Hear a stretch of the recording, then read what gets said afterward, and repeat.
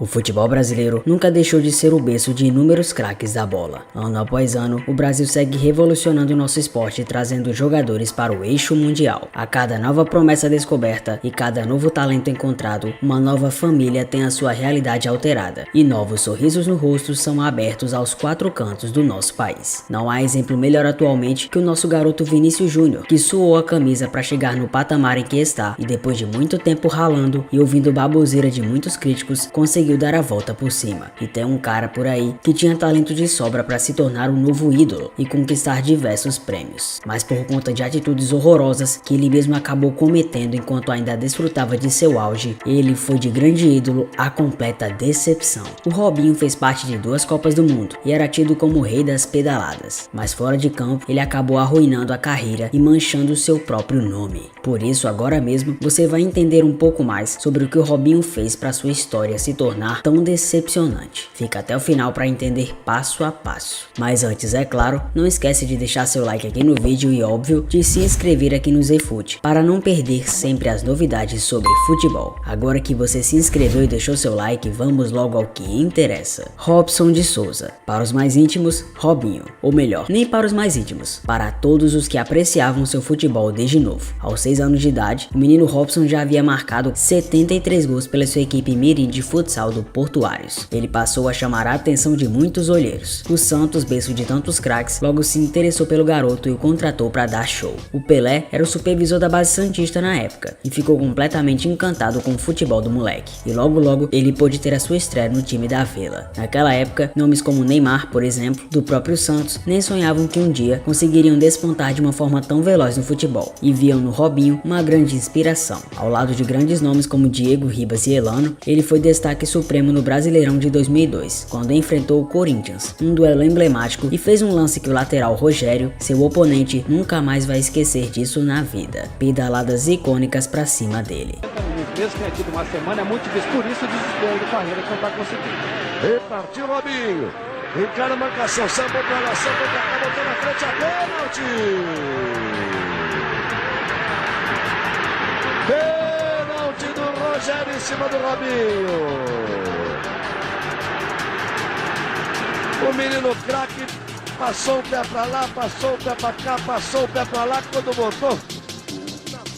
Com uma atuação de gala, não teve jeito, e os meninos da Vila se tornaram campeões nacionais naquele ano, quebrando um jejum de títulos de décadas. Ali, naquele momento, o Robinho estava fazendo uma grande história. Em 2003, o Santos chegou a ser finalista de uma Libertadores contra o mais que temido Boca Juniors. No final dos 2 confrontos, vitória dupla do Boca, e o Robinho, mesmo sendo o jogador mais importante daquele time, nada pôde fazer para reverter. Robinho passou a ser desejo de grandes times do futebol, tanto nacional quanto internacional, tendo nomes ilustres indo atrás dele, como o Real Madrid e o Barcelona. Robinho era um cara fora de série que contagiava a todos com suas alegrias e brincadeiras. Em 2004, ele levou um novo Brasileirão para a equipe da Vila, mas o ano ficou marcado pelo sequestro da mãe dele, justo na reta final daquele campeonato. Porém, a mãe dele acabou sendo liberada após cerca de 40 dias, e os criminosos liberaram-a após uma alta bagatela de pagamento, R$200 mil.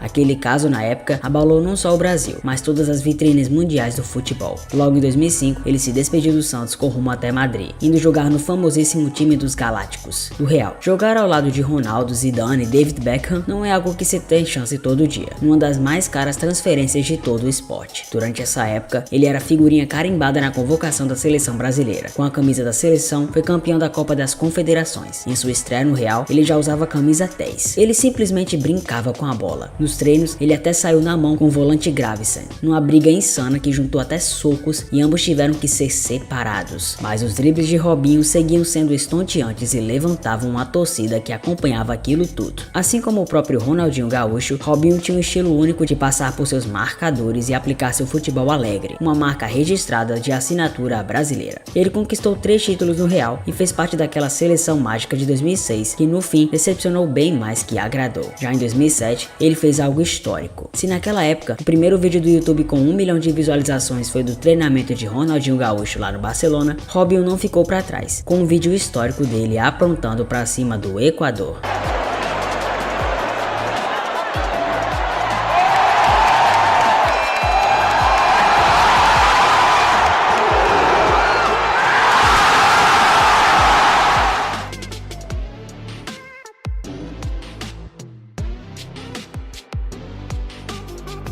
Em 2008, Robinho foi parar no Manchester City. Ele acabou não se adaptando ao campeonato inglês e foi emprestado para o Santos em 2010. O futebol brasileiro pôde presenciar novamente um futebol encantador. Dava gosto de acompanhar aquele Santos tão dominante, com Neymar, Paulo Henrique Ganso, André e o próprio Robinho. Um time que dava show jogando e dançando. Com a grande atuação, Robinho conseguiu a convocação para a Copa de 2010, na África do Sul, mas o Brasil parou nas quartas novamente, contra a Holanda. A segunda passagem dele no Peixe foi sensacional, ganhando o Paulistão e a Copa do Brasil. Depois daquela temporada de 2010, Robinho assinou com o Milan por 4 temporadas. Na primeira, pôde jogar ao lado de Alexandre Pato, Ronaldinho, Pirlo, Gattuso, Ibrahimovic e companhia. Foi campeão do campeonato italiano, sendo vice-artilheiro. Porém, atuando pelo Milan, ele conseguiu estragar tudo. Em 2013, em Milão, para a justiça italiana, não há dúvidas de que Robinho, ao lado de amigos, violentou carnalmente uma vítima de seu alto grau de alcoolismo em uma noite. O crime foi feito contra uma imigrante de origem albanesa, que sofreu danos ao seu corpo sem nem mesmo ter poder de defesa e estava inconsciente. Em 2014, a polícia italiana ficou sabendo de todo o desenrolar dessa história e passou a investigar isso com mais detalhes. Robinho e os envolvidos queriam se livrar dessa situação a qualquer custo, e ao saberem desse tipo de investigação, decidiram fugir do país enquanto podiam. Como naquela época, a justiça italiana estava apenas investigando o caso, não teve tanta repercussão aqui pelo Brasil, e o cara seguiu a sua vida jogando pelo Santos,